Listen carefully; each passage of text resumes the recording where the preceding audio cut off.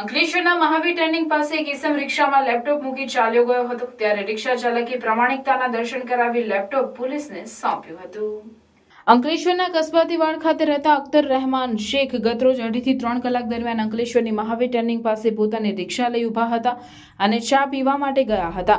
તે સમયે કોઈ કિસમ લેપટોપ ભરેલ બેગ મૂકી જતો રહ્યો હતો। રિક્ષા ચાલકે આખો દિવસ લેપટોપ પોતાની પાસે સાચવી રાખેલી કોઈ લેવા નહીં આવતા સવારે અખ્તર રહેમાન શેખે પોતાનો મળી આવેલ laptop Ankleshwar B division police મથકમાં જમા કરાવી પ્રામાણિકતાનું ઉત્તમ ઉદાહરણ પૂરું પાડ્યું હતું।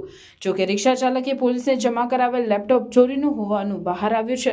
ગતરોજ બપોરે ભાગ્યોદય હોટલના કમ્પાઉન્ડમાં પાર્ક કરેલ કારનો કાચ તોડી કારમાંથી લેપટોપની ચોરી થઈ હોવાનું બહાર આવ્યું છે ત્યારે તસ્કરને ઝડપી પાડવા પોલીસે તપાસ શરૂ કરી છે।